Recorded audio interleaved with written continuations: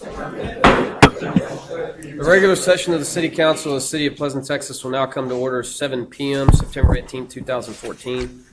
Item number 2 is the invocation. That'll be followed by the pledge. The invocation will be given by Pastor Roach of First Baptist Church.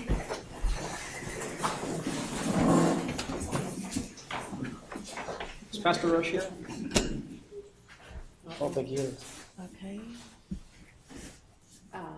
I'll give that invitation. All right. Thank you, Ms. Israel. Well, I'm not going to go down there. This is good enough right here. Father, we just come to you this evening and we thank you, first of all, for the wonderful rain that you have provided for us. And we hope that there is more in store for that. We ask you to watch out over the city of Pleasanton and all the citizens.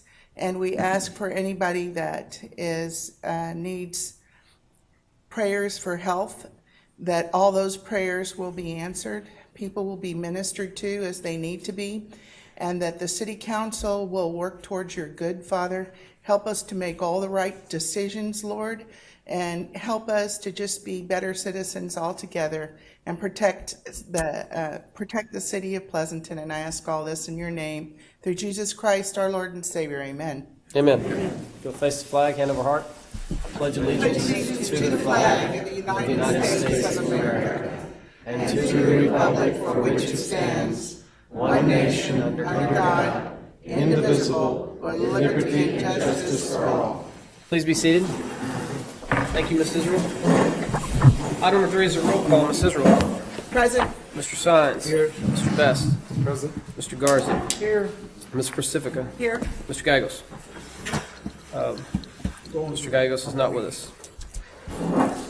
Item number 4 is consent agenda. Item number A is approval of the minutes of the regular session of September 4th, 2014. B is approval of the final plat for the Airport View subdivision. C is approval of the final plat for the Havilah Road subdivision. D is approval of the final plat for the Oak Haven Apartments subdivision. And E is approval of the final plat for the Oak Haven Townhomes subdivision. And on those plats, you are recommending approval of all of them? Yes.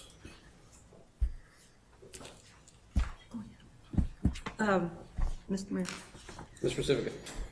I I'm sorry, I'm new to this.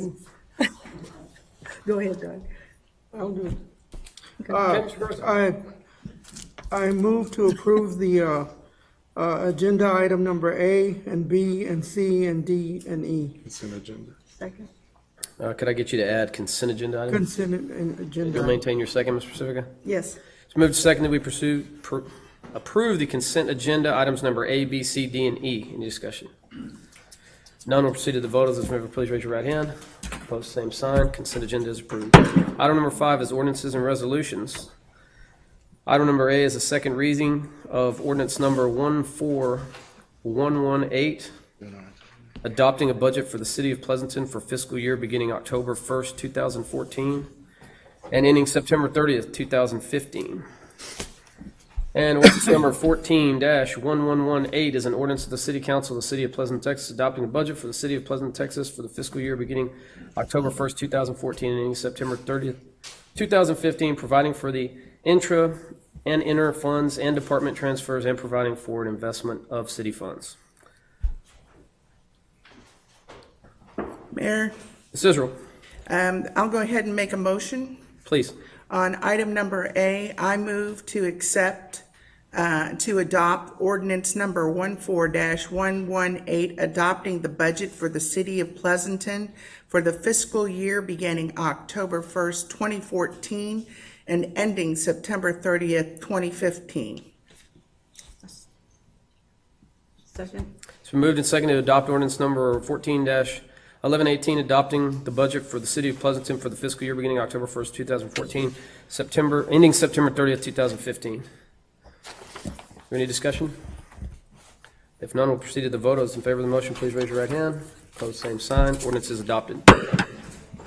Item number 5B is the second reading and adoption of ordinance number 14-1119, approving the ad valorem tax rate of .48977 per hundred valuation for fiscal year 2014-15, providing for the use and support of municipal government and providing for the interest and sinking fund. And ordinance number 14-1119 is an ordinance of the City Council of the City of Pleasant, Texas, levying taxes for the use of support of the municipal government and providing for the interest and sinking funds for the year 2014-2015, and appointing each levy for a specific purpose, providing for the collection and deposit of taxes, establishing a discount for early payment, and establishing a homestead exemption for those 65 years of age and older. Mr. Mayor, Mr. Best. I move that we adopt ordinance number 141119, approving the ad valorem tax rate of 0.48977 per $100, excuse me, 0.48977 per $100 valuation for fiscal year 2014-2015, providing for the use and support of the municipal government and providing for the interest and sinking fund. It's moved and seconded to adopt ordinance number 14-1119, approving the ad valorem tax rate of .48977 per $100 valuation for fiscal year 2014-2015, providing for the use and support of municipal government, and providing for an interest and sinking fund. Any discussion? If none, we'll proceed to the vote. All those in favor of the motion, please raise your right hand. Opposed, the same sign. Ordinance is adopted. Item number 6 is presentation and acceptance of donation from the Civic Center by Ms. Thelma Cardwell Kale. Mr. Pearson? While Mr. Pearson's walking up, if it sounds like we were repeating ourselves, we have to read the agenda item that it is, and then you have to read the caption on the ordinance. So just to... Good evening, Mayor and Council. Evening. I'm going to scoot this over. We have a special guest here this evening. Several months ago, Mrs. Cardwell Kell called me and asked me to look at a painting. She said, I can't bring it right now because it's 5 feet by 5 feet, but it's original. I'm going to show you a replica of it. And I would like to donate it to the Civic Center if you see fit to accept it and you have a place for it. I visited with Mr. Kell and Mrs. Cardwell Kell a couple of weeks after that at her home, and lo and behold, I was quite moved in the things that she has created with her talents, her God-given talent over the years. It proceeded into a number of paintings, and I said, "Oh, Miss Cardwell Kell, these are so beautiful." It was a frozen moment in time for me. And she said, if you would like, I will commit more of my precious work to the Civic Center. With that being said, due to Andreas and Mr. Peterson's diligence and Mr. and Mrs. Kell donating a number of pieces, and she's here tonight to officially tell the council that she is sharing many, many, many years of work with the council and the citizens of this great city. Thelma?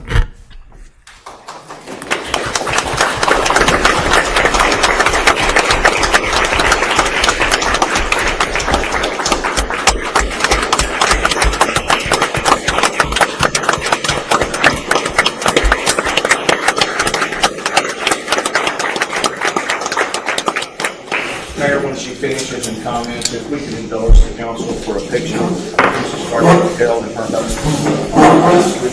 Absolutely. Thank you. Well, I want to thank you. We came here in 1959, and I didn't get to paint for a while. We had a 3-year-old and a 1.5-year-old, and then later we got Eric.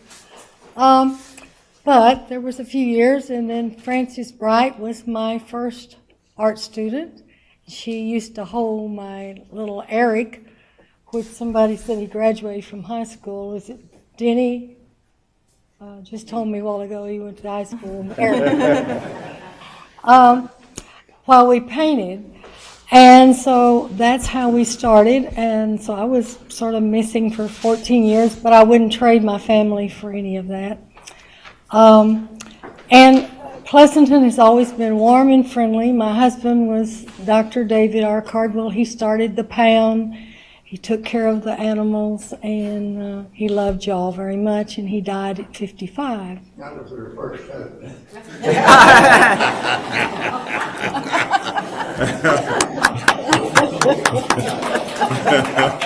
Then I was a widow for 16 years, and one day I got a call from the guy I dated when I was 17, and it was Charles. And he said, would you like to come see my greenhouses? He was a wholesale grower of like 17,000 poinsettias at once. My friend said, Frances said, I don't think I've heard that line before. But it did work, and So we got reacquainted, and we've been married 10 years. And he's encouraged me in my painting, and I have been teaching over at the alternative school for 19 years. I volunteer over there. And this picture that we had here, the first one, the 5 by 5 foot, it's two children from Pleasanton flying kites, and then Eric was on a horse.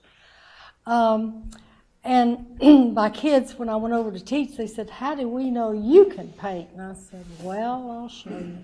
So I had that, and it did hang in the jail for a while, but they got kind of crowded. So anyway, it is now hanging here, and Mr. Pearson picked out, well, we have 9 paintings over there. Well, some are limited edition prints. The first one I had was the Atascosa River, and I thought, hey, we have the river running through. That would be good. So all of these are connected with Pleasanton, and it's my honor to donate them. And I want to share, and hopefully the beauty will go to others and encourage them. And thank y'all for the marvelous job you do with our city. Thank you.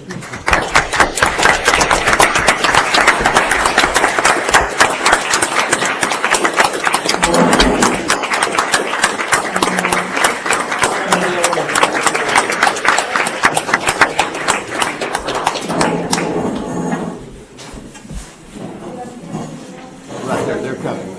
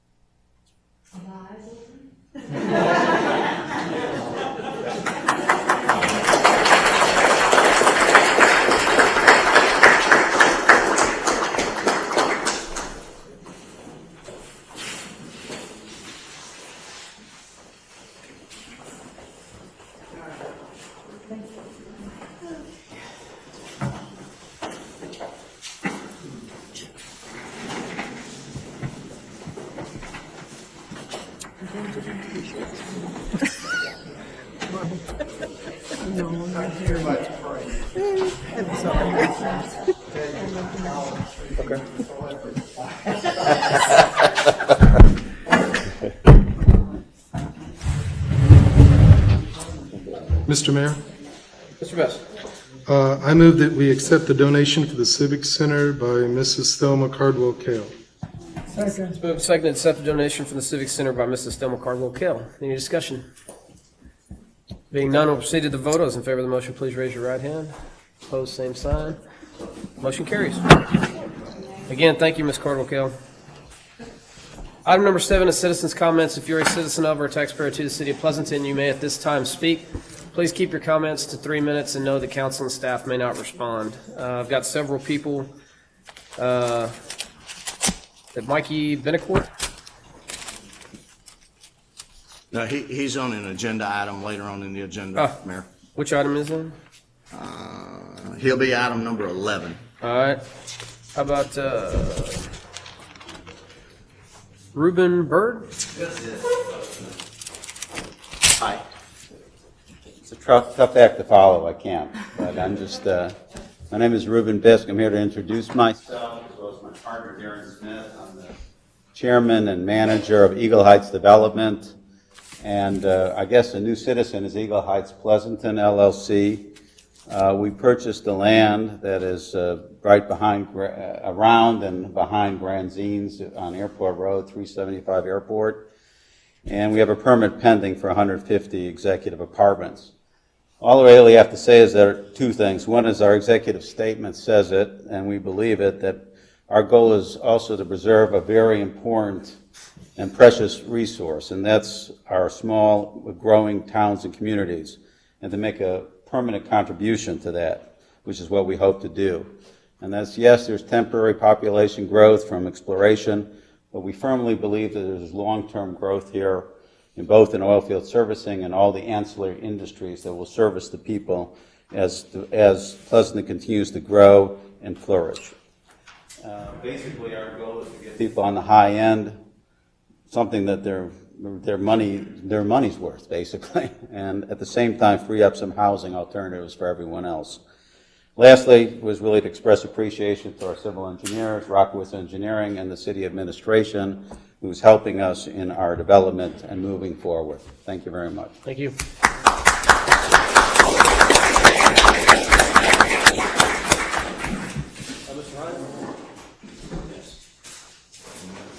My name is Stephen Hines. I've been in the city for 16, 18 years, and I've noticed that the city has, we were doing trash a couple times a week, local trash, then that's went away, and the city used to have a dump here, and now we no longer have a dump here out at the dog area.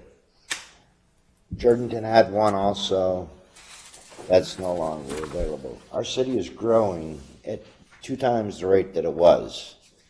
And I believe that instead of, every 4 months, I guess is what's been approved, just some people are going to need other things besides a bulk pickup every 4 months.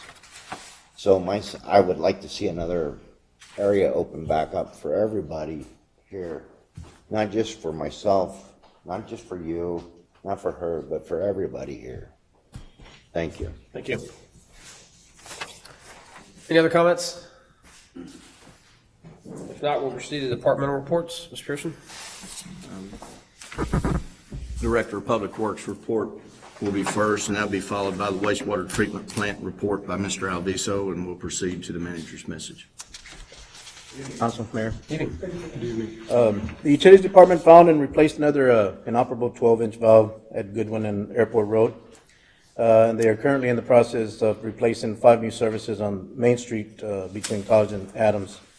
And this will eliminate another 1.5-inch water main. The street department crews continued patching and mowing of right-of-ways and tree trimming.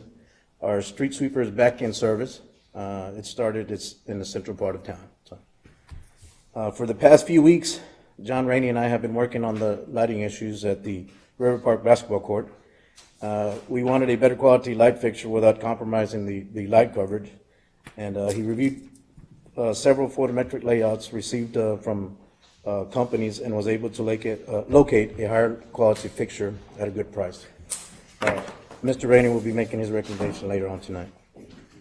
Our Parks Department continued working on the landscaping issues at our community center. And on Tuesday, we met at the community center with the representatives of Greater Landscaping and James Carraway of Bartlett Cott. We discussed and expressed our dissatisfaction on the condition of the plants around the Freedom Center and explained to them we had also found blockages on several sections of their irrigation system.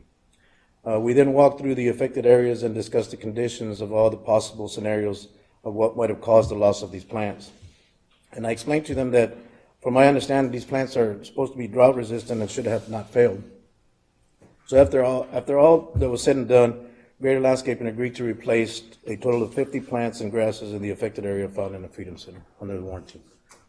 On another note, I would also like to announce that what seemed a never-ending nightmare, we received all the parts that we were needing to complete the slide installation at the Playscape, and on Tuesday afternoon we finally were able to open the playground to the public. So.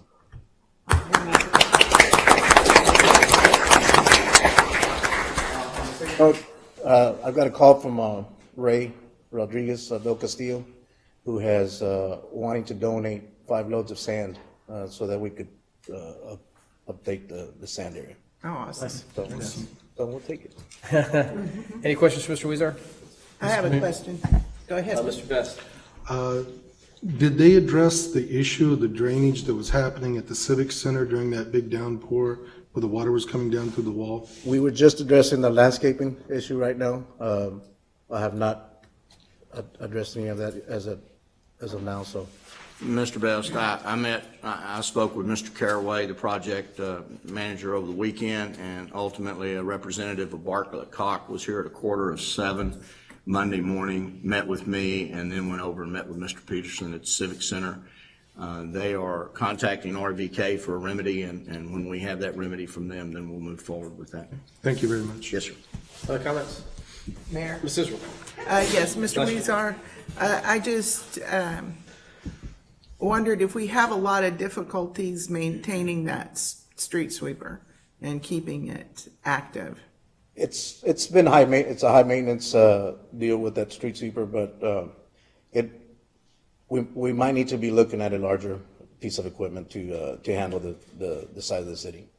And I was wondering if they're going to be, anybody's going to be back out spraying curbs. Yes, well, right now, the guys that are doing the right-of-ways are weed eating and spraying right behind the areas that they've been weed eating, so. Okay. Thank you. Any other questions or comments from Mr. Weezer? Thank you, Mr. Weezer. Thank you.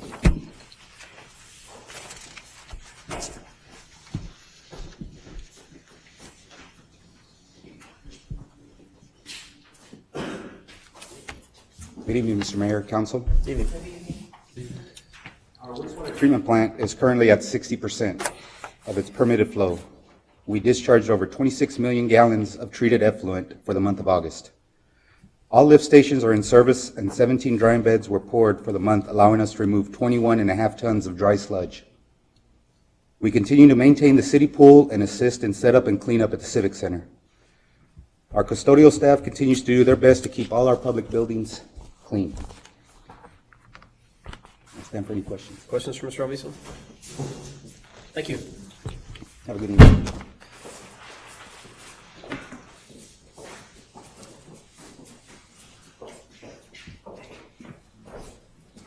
City manager's message. Again. Good evening. We thank Mr. Gallego celebrating his birthday in New York City tonight. He did inform me this is like the second meeting he's missed in 22 years. I think that We'll have to dock his Mr. pay. Sines says no, there's more meetings. He's But we continue to thank Mr. Gallego celebrating his birthday. Our report this evening, we have fire station consultant interviews and presentations scheduled for next week. You might recall you all gave us direction early on in the summer, and it's a part of this year's budget to bring a feasibility, a site plan layout, and renderings for the possibility of a fire station built on the west side, which at that point will incorporate most all of our citizens within a 1.5 mile area of a fire station in the city. As we think about this fire station, it's very important for us to think about the fact that it's just not the west side of the city, but it's also the southwest side of the city where we have several large commercial buildings, to include Walmart and others. So we're looking at access to both those areas of the city. Once the interviews and the presentations are conducted, and I will inform the council this evening, I have asked Keith Powell to moderate and be the chairman of the panel. He will not vote, but he will guide the panel. The panel's made up of a number of our department heads, to include Mr. Peterson, Mr. Weezar, Mr. Metting, Mr. Rainey, both chiefs. It's been a thorough process to go through the submitted written RFPs to do an initial scoring. There will be 3 presentations and interviews. We had 8 firms submit. The RFP submittals for the Parks Master Plan were due at 2 o'clock in the City Secretary's office last Friday. Mrs. Orobasso accepted 7 submittals. We will again start the cycle over and begin to review those written submittals for the Parks Master Plan. A number of the council members, including myself, attended the TML Small Cities Workshop. I have to say that Civic Center didn't have to be open long till TML contacted us to have a workshop. I have to tell you that the room was packed, probably 40 to 45, somewhere in that neighborhood. Yours truly had to sit over against the wall next to a table. to allow others to be more comfortably seated, and several other folks did too. A lot of good information flowed back and forth. A lot of the same struggles that small cities are dealing with were identified in the introductions by each individual attendee of the workshop. We discussed the challenges of the Eagleford. We discussed the challenges of growing small cities that have not grown in years. We discussed personnel issues. We discussed budgetary issues. A number of other things were discussed, but I think it was well attended. Folks as far away as Ingleside, Hondo, the Valley, there was quite a bit of attendance there. And I gained a lot from it, to be quite honest with you. Our meeting schedule, it's there in your agenda packet, and I will just once again remind the council the October 2nd meeting was canceled due to the TML conference. We do have a special meeting on October 6th. We may have a few items we would like to clean up, Mayor. One would be the CST brands cost reimbursement agreement. We will ask that item, when it comes up this evening, be postponed once again. We're continuing to work with CST. We moved to another special meeting on the 14th of October, and then the last item there is the regularly scheduled meeting of October 16th. I'll stand for any comments and questions. I might just allude to one more fact. We made a quite thorough drive around to certain areas of the city yesterday.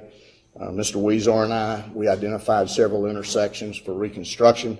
We identified a lot of areas where we have grass growing outside the curbs, and there will be a lot of right-of-way mowing that continues. Our crews started in the southeastern portion of the city about 2 weeks ago, and they're moving that way north and then back west across the northern portions of the city. We'll stand for any questions or comments. Questions for Mr. Pearson? Mr. Mayor?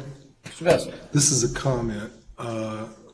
The TML conference that we went to for small cities had a lot of similar concerns that we have, but it became very evident as they continued to express their difficulties that Mr. Pearson either had his finger right on the pulse or was 2 steps ahead of all the other cities and the problems they had. So it was very interesting and very enlightening, not only to see what the other problems they had, but actually I felt like we were leading the pack on how we were taking care of business and how things were running. So I applaud Mr. Pearson for that, and it was very enlightening to me. Thank you. Thank you, Mr. Best. All the credit goes to the council and the staff. We couldn't do it without the excellent council we have to give us the tools we're doing and the staff we have to carry that out. But thank you very much. I appreciate that comment.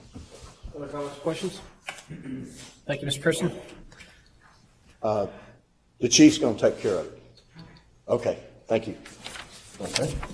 Item 10 is mayor's message. I have nothing for tonight, so we'll go to item number 11, presentation by Mickey Benacourt for programs, Mikey Benacourt, for programs offered by the Children's Alliance of South Texas.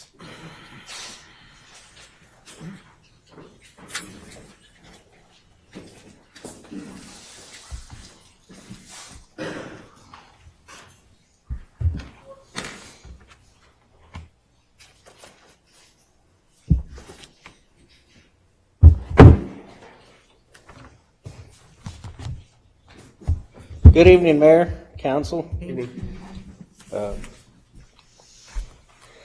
Before we start tonight, I'd like to introduce our newest police officer, Patrolman Kai Viesca.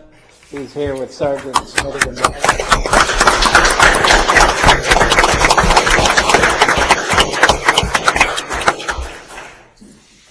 Thank you for being here, Kai. Thank you, Sergeant Gonzalez. Mikey Betancourt is with the Children's Alliance of South Texas.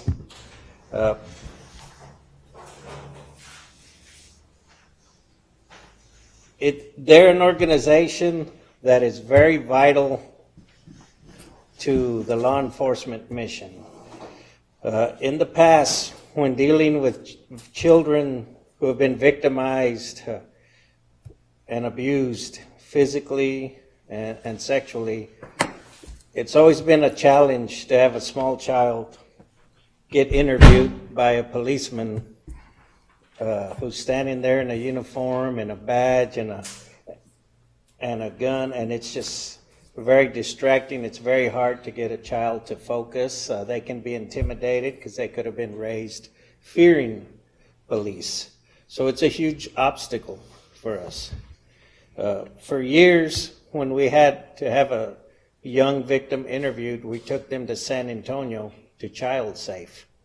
But unfortunately, for Child Safe, they're so busy also, they had to shut their doors to all outside counties, and they just take care of Bexar County's huge problems. That left the smaller departments and surrounding counties in a quandary. Along comes Children's Alliance of South Texas. They've stepped in. They were formed. It was a special project that District Attorney Renee Peña knew that it was much needed in our county, and they got the ball rolling. Mikey is on their staff, and these people do God's work. That's what they do. And he's here today to put on a short presentation on the services they offer to the children of our community.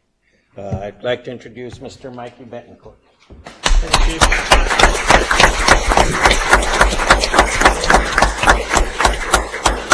Mayor, council, citizens of Pleasanton, thank you very much for allowing me a couple minutes to share a passion of mine that I have. Our mission is to provide a place where the trauma ends and justice and healing begins. Our goal is to provide a multidisciplinary approach in the investigation of child maltreatment or child abuse. And our passion is to impact the cycle of abuse and promote the healing of our abused children and their non-offending family members. My name is Mikey Betancourt. I am the Executive Director for the Child Advocacy Center, or the Children's Alliance of South Texas. We were formed back in 2012 and actually started providing services in 2013. So last year about this time is when we actually started providing some services. And since October 7th of 2013, when we conducted our first forensic interview, we've interviewed over 200 children in our first fiscal year. 55 of those children came from Atascosa County, and 21 children came from Pleasanton that we interviewed. So as you can see that we have been busy, and it has been a needed agency. We do provide a gap in services in the realm of child abuse. What a forensic interview is that, like the chief was saying, anytime that there's an allegation of abuse, the child has to be talked to and interviewed. Before an advocacy center was invented, children were being talked to in the back of police cars, in their own homes where the abuse happened most of the time, or in sterile places like law enforcement agencies, and then also child protective service agencies as well. Our main campus is in Floresville. That's a child-friendly facility. Part of our other services that we provide are counseling for our child victims of abuse, and then also their non-offending family members as well. One of the big components that we're also putting together currently is a medical component in which we'll be able to provide some medical exams, forensic medical exams for our children. Currently, they're still having to go to San Antonio and travel the 30 to 45 minutes, sometimes an hour, depending on traffic, and then having to wait there at the hospital as well. We'll be able to provide non-acute exams for our children anytime that there's been an allegation of penetration. And so hopefully by January, we'll be able to do that with contracted sexual assault nurse examiners as well. The big thing that we also provide, besides all these services to our children, is we provide a multidisciplinary approach where we're bringing teams together, people together in different government agencies like law enforcement, child protective services, the county and district attorney's offices, in order to better facilitate an investigation of child abuse. So that way there's not any cases that are falling through the cracks. We meet monthly, and we have 3 teams actually where we meet at. We service the 81st and 218th Judicial District, which encompasses 5 counties, Atascosa, Wilson, Carson, Karnes, Brio, and LaSalle counties are what we encompass.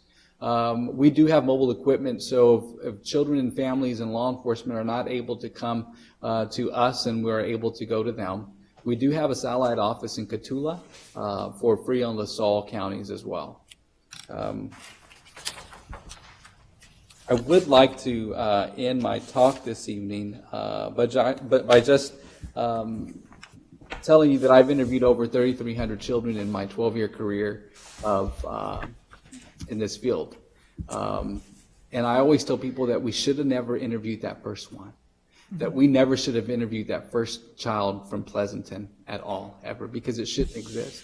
But the thing about it is it does exist, and I'm so glad that there's an advocacy center here in town, here in our home, that's able to provide these healing services and offering hope to our families and our children. We are, I always forget about, when, just do my talk and talk about, our agency and the services we provide, but I know I don't answer some questions some people have, and one of them is, how can I help? I'm not here asking for any money at all, but we do accept donations, don't get me wrong, I will take it. But we also need help as far as in volunteers and people being on committees. Our board volunteers are actually all volunteers.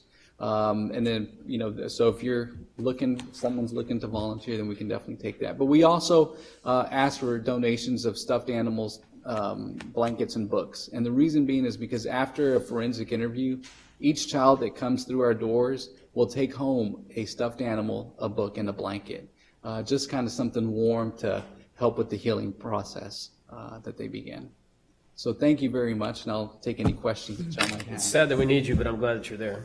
Yes, Any questions? Yeah, how did we get these donations to you? I brought brochures with our information on it, and so that way you can get a hold of me that way. Yes. Thank you, Mikey. I do want to say real quick, I want to thank the city manager and the chief. We're going to host actually our first, hopefully our inaugural, and continue to do it, is our sheriff and chief's breakfast, where I want to bring all of our sheriffs and chiefs together quarterly, biannually, whatever time permits. This is our first one. So that way we can talk about not only child abuse crime, but crime that's affecting everyone in their cities, in their communities, in their counties, and then just a way for us to be able to combat that. Our district attorney, Renee Peña, will be given a state of the district address, and that's to be held October 3rd. We are going to have a fundraiser here in Pleasanton, actually, October 23rd as well. It's a stand-up for children comedy night. We've got the Tres Leches, which Cleto Rodriguez is part of that, to come out and perform. And so that's going to be just a night of comedy, silent live auction as well. So hopefully you'll see that in the paper soon. Thank you all very much. Thank you.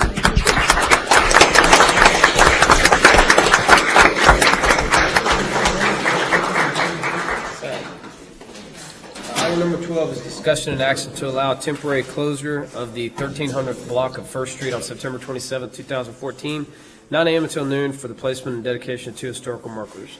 Chief Sanchez. Looks like you are recommending that we allow that? The Atascosa County Historical Commission is requesting a temporary street closure of the 1300 block of First Street on Saturday, September 27th from 9:30 a.m. to noon. They'll be placing and dedicating 2 historical markers. Mr. Mayor, Mr. Vest.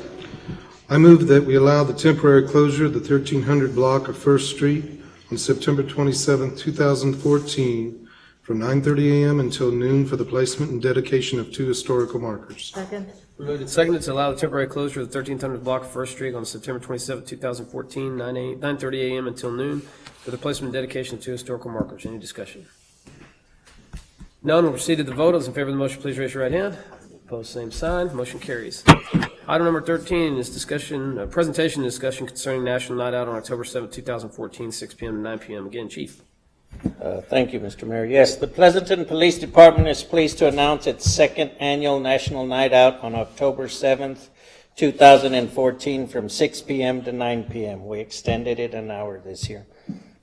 The event will be held at the Pleasanton River Park Pavilion. A committee headed by Samantha Garcia, one of our telecommunications officers, has been diligently at work for the last several weeks organizing the event. The committee has received commitments from several local businesses and organizations that will have displays.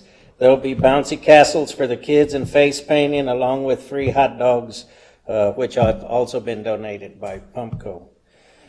The entire event has been funded by private donations, and there's no cost to attend, and we would like very much to see all of y'all there. I know y'all are busy, but it'd be great to have you there that night, just meeting the people of our community. The council wants to know, is the ladder truck going to be there so they can all climb that ladder truck? Chief isn't here, but I'll speak for him. Yes, it will. I'm sure we can rustle up the keys. I think Sheridan is here. But I'll stand for any questions, Mr. Mayor. Any questions for the chief? I make a motion, Mr. Mayor. Please. I make a motion that we accept the National Night Out. We don't really have to. He's just, Okay. he's letting us know he's doing it. He's So. doing it, yeah, right. I appreciate it. Questions. Thank you, chief. Hope to see y'all there. Thank you.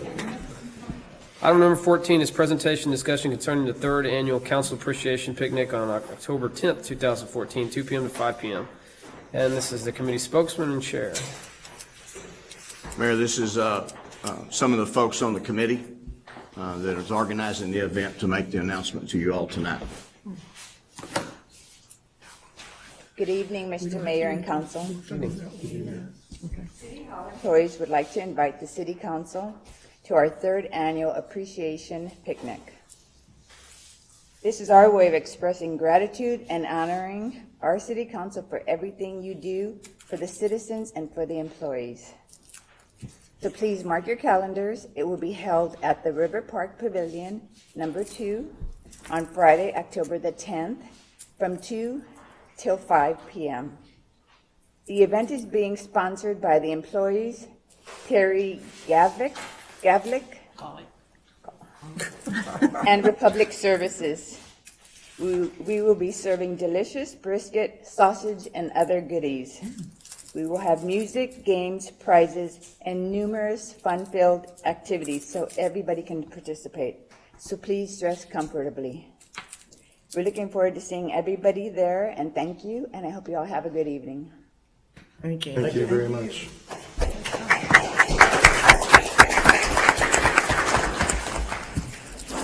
All right, thank you all. Item number 15, discussion action to direct city staff to bring a user agreement back for consideration by the City Council of the City of the Pleasanton Chamber of Commerce use of the River Park for Turn and Burn and Cowboy Homecoming.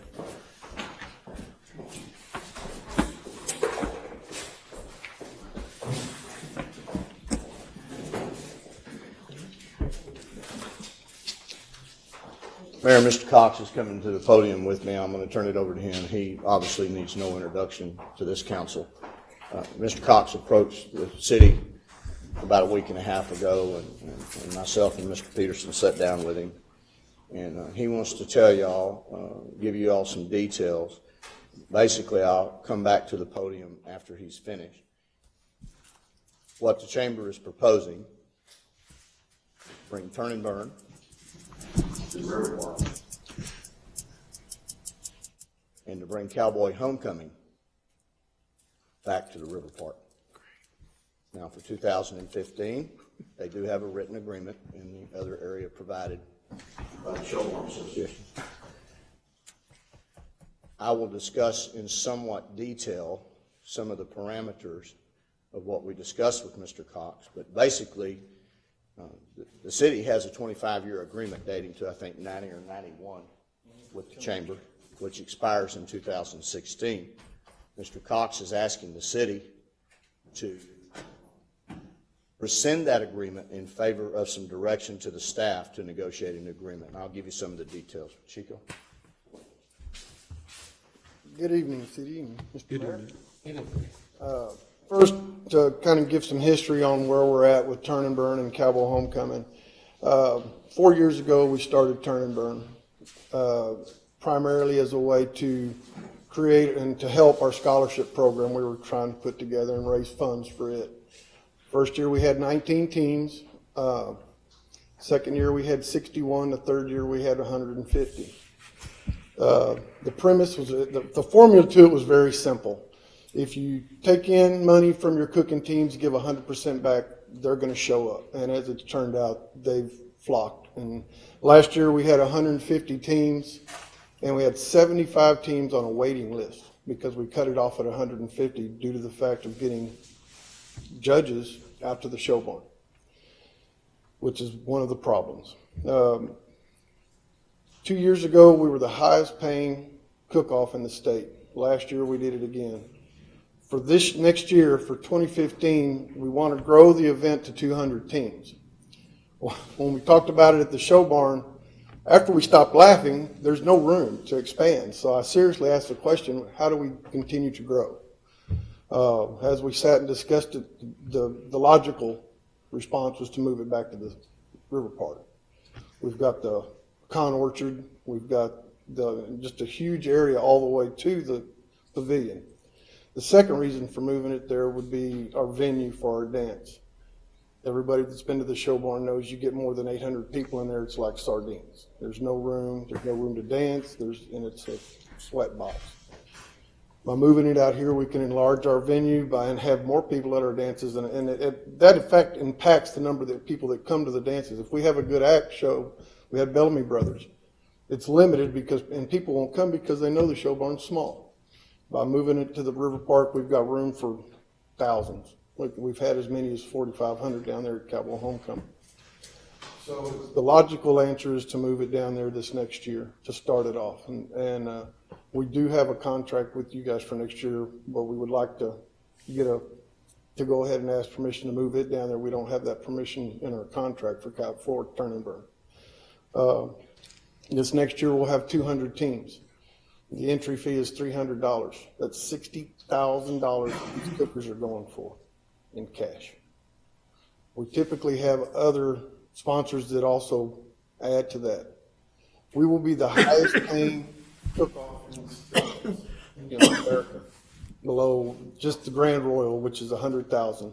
But it's a little bit more complicated. It's more than just a barbecue cook-off. They have like seven different categories that they cook in. So we will actually have grown to the biggest barbecue cook-off. And it's going to put us on the map. We'll start getting people from all across the country. We already do pull in a lot from Louisiana, Oklahoma. Those guys come in. We had some guys from Alabama last year, a team. So we're real excited about what's going on, but we need your help to continue to grow the event. Cowboy Homecoming. This year's our 49th annual. We've already got a contract with the show barn. And once again, we're still limited in space. The reason we moved it out there was necessity and expense.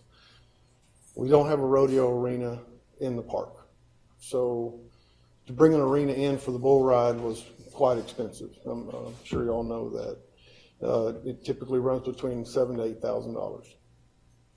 They've already got an arena out there, so the move was fairly simple. We could save the money. At that time, we were still budgeted on what we could do. So every penny we could save at Cowboy Homecoming, because it is such a huge event, and the cost that it had that incorporated into that caused us to rethink it to try to save that $7,000, $8,000 on an arena when we have the access to one there. The success for Turn and Burn was another reason for trying it. We were able to put the bull ride on out there, which helped us bring in a better crowd for Saturday. This year we're adding a tractor pull, which there's room for, but once again we're running out of room again. And there's two inherent problems with this. We've got a carnival this year, and for Turn and Burn, when you have 200 teams, you have to have judges. At the River Park, we're within 600 to 800 family units that are within walking distance of the park. If you look at the number of people that can walk down and help us judge barbecue, it makes our job easier for putting on a better barbecue cook-off for the teams. We make sure we get plenty of judges, you'll get plenty of people there, and we don't struggle. That was a big struggle last year, and it's going to be a struggle this year. So by moving it back down to River Park, it brings that back together and it involves the community more. I mean, as far as this area right here that's down in that area, that's around the River Park, there's just you lose that your contact with your community by being out there at the show barn. Mr. Mayor. So that's just a big part of it. We want to bring it back to town, get it back down to the heart of town. Turn and Burn and Cowboy Homecoming. Next year's our 50th annual. It'd be a perfect time to bring it back. Probably the biggest thing would be making sure we can bring our arena in. The problem was cost. The show barn is our event this year is going to cost us $7,500 to have it out there. So now the savings we had is gone. So it's better for us now to rethink it and look back at what we're doing down at the park, because now the money we're spending out there, we can put it towards an arena and have a temporary arena brought in for the bull ride and spend the exact same money on that end. So there's a lot of variables that are involved with what we're doing with Cowboy Homecoming that now have gone away that made us decide to move out there to where we can bring it back down into town. The tractor pull is going to be a little tricky, but I'm sure we can put our heads together and come up with something to get it incorporated into the event. And you have any questions? Mr. Mayor, I'd like to make a motion. Please. I move that we approve the direction of the city staff to bring a user agreement back for consideration by the city council for the Pleasanton Chamber of Commerce use of the River Park for Turn and Burn and Cowboy Homecoming staff. Second. We move the second direct city staff to bring a user agreement back for consideration by the city council for the Pleasanton Chamber of Commerce use of the River Park for Turn and Burn and Cowboy Homecoming. Any discussion? Mayor? Scissor. Of course, I'm happy that Turn and Burn has been so successful. I've been a big fan of it and continue to be. And with the Cowboy Homecoming, I will be interested as far as the bull riding or the rodeo, whichever you do, how we're going to handle that, and certainly the consideration of where a tractor pull could be held, especially when we're looking to do a lot of different things in the park area. Right. But to say I'm not happy with the idea of it coming back here, it's always been good, and now it's cooler. So I'm real happy to hear it. Thanks, Chico. Yes, ma'am. Any other discussion? Now proceed to the vote. Those in favor of the motion, please raise your right hand. Opposed, same sign. Motion carries. Thank you. Item number 16, discussion action to approve the development agreement cost reimbursement agreement with CST Brands. Mr. Mayor, I'd like to postpone the agenda item number 16. Second. Moved and seconded to postpone agenda item number 16. Any discussion? All those in favor of the motion, please raise your right hand. Opposed, same sign. Motion is postponed. Item is postponed. Item number 17 is discussion and action direct city staff to purchase new light fixtures, assemblies for the basketball courts at the River Park. Our supervisor of community development. Good evening, Mayor. Good evening, City Council. The agenda item is a discussion and action to purchase 10 light fixtures and support cross arms for the basketball court and volleyball area at the River Park. The current lighting in the basketball court at the River Park is in much needed repairs by requiring constant replacement of the 1500-watt quartz bolts, stripped out threads to secure the fixture, constant replacement of the light fixtures from burning out due to shorting of the high heat from the 1500 quartz lamps. The current light fixtures in place were once the ideal type of lighting when they were installed way back when. But they lose a lot of energy by high heat levels, and also known as electrical waste, and require constant maintenance. Through the years, lighting has developed and become more efficient, providing us with a wider range of options. Myself, after working with several lighting companies, we have concluded that the best and most efficient option would be to purchase a Hubble sports lighter. These type of fixtures will produce more light and utilize less power. This allows us to eliminate actually 4 light fixtures in the north end of the basketball court, increasing lighting per foot candles. However, we will keep the poles in place on the north end for future lighting expansion. The new light design will have 8 fixtures aimed to the basketball courts, with 2 light fixtures on the 2 light fixtures on 3 of the poles, with a cross arm that would allow expansion for lighting if needed. The 4th pole will have 4 light fixtures. 2 of them will aim at the sand volleyball court area. Currently, there's just 1 light aimed towards the volleyball area. For better area, we are requesting the purchase of 10 1,000 watt Hubble lighters, light fixtures with brackets in the amount of $4,014.20. And to save on the total cost, we will utilize the existing power that's in place and provide our own manpower to install the light fixtures, with me overseeing the project. With the purchase of these new light fixtures would enhance the lighting in the surrounding areas for the citizens who utilize these amenities at the park. Our options are to direct the city staff to purchase 10 light fixtures, 4 brackets for the River Park basketball court and the sand volleyball areas in the amount of $4,014.20. Second option is to direct the city staff not to purchase the 10 light fixtures with 4 brackets for the River Park basketball court and sand volleyball areas in the amount of $4,014.20. Our recommendation is to direct the city staff to purchase the 10 light fixtures, 4 brackets for the River Park basketball court and the sand volleyball areas in the amount of $4,014.20. Mr. Mayor, Mr. Best. I move that we direct city staff to purchase 10 light fixtures, 4 brackets for the River Park basketball court and sand volleyball areas in the amount of $4,014.20. Second. Moved and seconded, direct city staff to purchase 10 light fixtures, 4 brackets for the River Park basketball courts and sand volleyball areas in the amount of $4,014.20. Any discussion? Being none, we'll proceed to the vote. Those in favor of the motion, please raise your right hand. Opposed, same sign. Motion carries. Thank you, Mr. Rainey. All right, thank you, City Council. Item number 18, discussion action to appoint a select committee to work with the consultant designing the park master plan.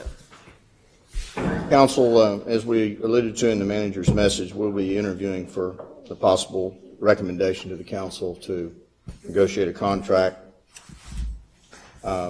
Shortly after we come to the council with a recommendation to negotiate a contract acceptable to the council for the fire station. I won't be redundant as to what's in the supporting documentation, but it's important to, I think, council and certainly to city staff that a certain quality of demographics set on this parks master plan special committee to work with the consultant to design the master plan for not only what are we going to do with our existing parks, but what are we going to do with future park expansion and possibly the tying of parks together or the connecting of parks together with the greenways that were suggested about a year and a half ago. First and foremost, staff thinks that it's important to have a presence of the existing Parks Commission on that committee. Secondly, other demographics as itemized there is experience in organized sports, engineering experience, finance experience, real estate experience, construction experience, business owners, a new resident and an old resident. This committee, with representation from the Parks Commission, will be able to be liaison back to the Parks Commission. It's also very important, we think, that there be a representation from the council on this special select committee to be liaison back to the council and to continue to update and inform the council as to things that are being done, updates as the process moves along. The staff has spoke with numerous new individuals over the past several months, and I'd like to announce this evening what our recommendation is. Number one, we'd like for you all to consider recommending Mr. Walt Rakowitz. He's a longtime resident of the Pleasanton area, a business owner and a civil engineer. Number two, we'd like for you all to consider Mr. Rusty Garvin. He would fit the new resident classification in the Pleasanton area. He's currently president of the Rotary Club of Pleasanton, has a strong financial background in banking and loans, especially debt issuance, and is the chairman of the Pleasanton Hotel Motel Tax Grant Committee.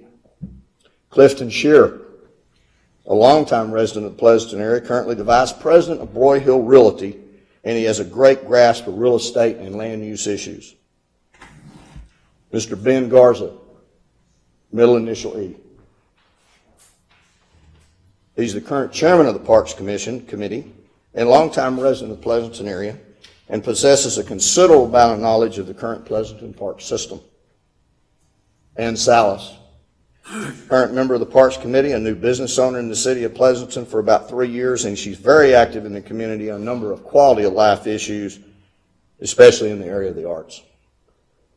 Mr. Mark Pavlovsky, he's a current member of the Parks Committee, he's a longtime resident, and he's a longtime coach and teacher, and has an abundance of knowledge where organized sports are concerned and athletic fields as well.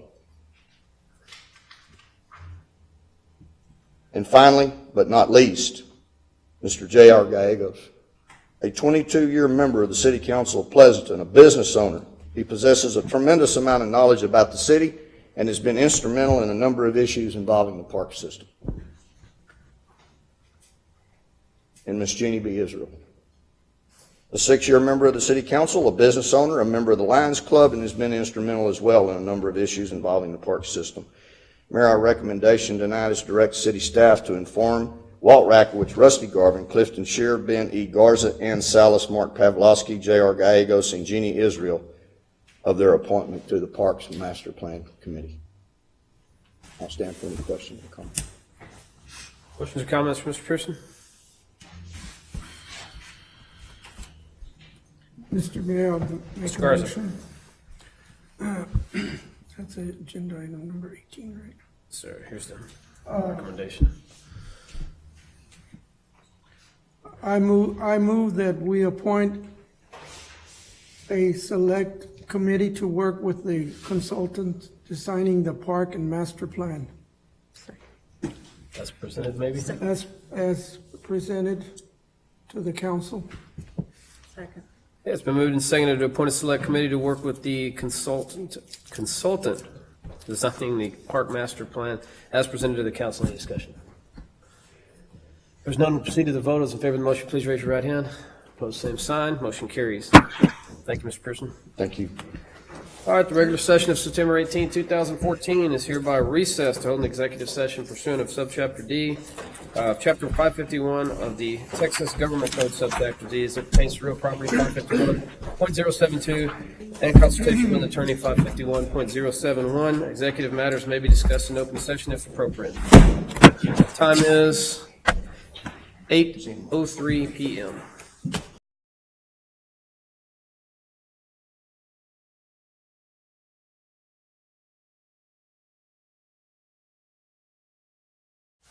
Regular session of the City Council of the City of Pleasanton, Texas will now reconvene at 8:33 p.m. Item number 22 is discussion action concerning the alley between Crockett and Market Street from Highway 97 to 5th Street and from 4th Street right-of-way between Crockett and Market Streets. Mr. Mayor, Mr. Best. I move to direct city staff to bring an ordinance to the council to close, abandon, and vacate the alley right-of-way as described in executive session to include the right-of-way between 97 and 5th Street and the 4th Street right-of-way between Crockett and Market. Second. It has been moved and seconded to direct the city staff to bring an ordinance to the city council to close, abandon, and vacate the alley right-of-way as described in executive session to include the right-of-way between 97 and 5th Street and the 4th Street right-of-way between Crockett and Market. Any discussion? That was, yeah. If there's none, we'll proceed to the vote. All those in favor of the motion, please raise your right hand. Opposed, same sign. Motion carries. Item number 23 is discussion and possible action concerning the complaints against the city manager, Ernest Trevino. Mr. Mayor, Mr. Best. I move that we dismiss item number 23. Second. Moved and seconded to dismiss agenda item number 23. Any discussion? None will proceed to the vote. Those in favor of the motion, please raise your right hand. Opposed, same sign. Item is dismissed. Item number 24 is discussion and possible action concerning the complaints, claims, requests, and/or demands from Ernest Trevino. Mayor? Ms. Israel. Yes, I'd like to make a three-part motion. Please. All right. The first part is to take no action concerning the complaints, claims, and requests and/or demands from Ernest Trevino made in September of 2014.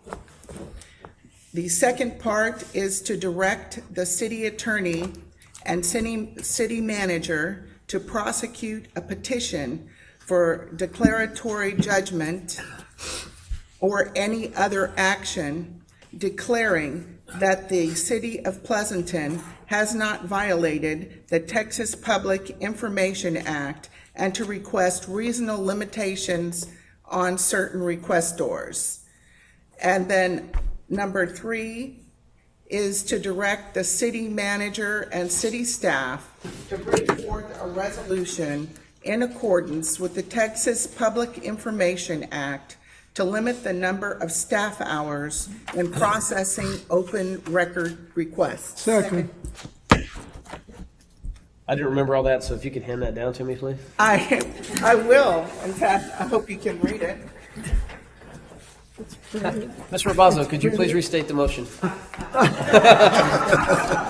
Make sure that Cindy, say yes. to prosecute a petition. I Okay, think it well, was. I'm gonna repeat the motion. There, It's she been said moved- yes. Moved and seconded to take no action.